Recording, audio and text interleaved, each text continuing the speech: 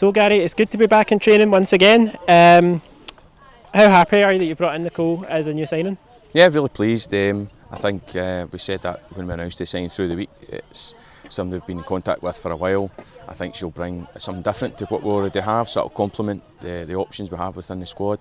And what we've really been focused on this year is having a strong squad with competition, so players have to play well. You know, we want to succeed, whether it was the 2020 season or now the 2021 season.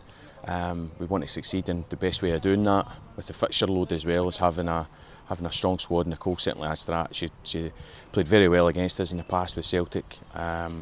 She's a player that a lot of players are familiar with as well, so she should fit in really quickly. So obviously quite a wealth of experience for Nicole.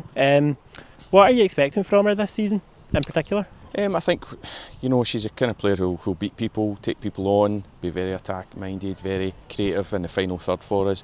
Like I say, something maybe a little bit different when it's maybe a tighter defence. You need somebody who can unlock defences with a bit of ability to beat people and pick out a shot from outside the box perhaps, and things like that. Again, like I said, a bit different to what we already have from some of the other players who have done extremely well for us. But it's just good to have a different option. You know, we've picked up some injuries just recently, so it just shows the importance of having depth in the squad. So like I said at the start, it's good to be back training.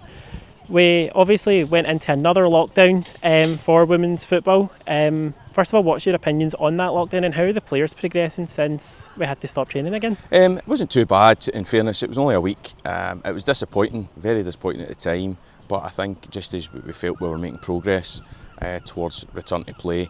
But you know, these things happen, and fortunately the players have been so positive and worked so hard across all of lockdown and sticking within the rules continually, doing what they can, doing the right things at the right time, training with Andy McKeown, training with the coaches, whichever it may be.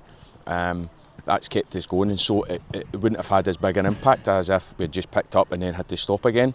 So in some ways it might have been quite a good thing. It gave the players a little bit of rest from having had quite a lot of this individual small group training for a number of weeks. So I think from that point of view it really didn't have a huge dent on us, and it's something that I've been saying to the players for a while. You know, my mantra has been you've got to train when you can, because there's going to be times where you're not going to be able to train through no fault of your own or just because of the situation with the virus. We've got a player just now who's unable to train, and we've had others in the same position right since the very beginning in March, you know.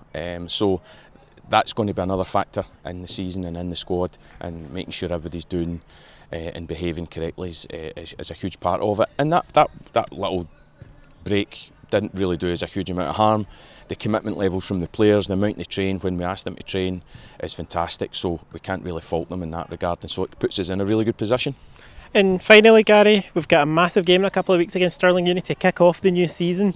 Obviously it's a couple of weeks of training to go. At this point, do you have any expectations going into that one? I think we'll see. You know, it's still maybe 5-6 weeks away. We've got friendly matches to come, which will give us a real opportunity again. It's just reset button. You know, we had the same. You know, I think one of the players, you know, said this, and I've used this as well. It's a new season, but we've got the same goal in mind. We want to go and get promotion. With the likely changes, there could be 2 automatic promotion places, which changes the dynamics a little bit again.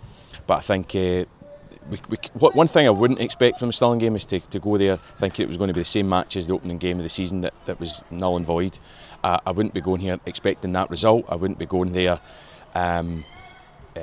with that sort of pressure or expectation on how we go about things. We have to treat it as a brand new game.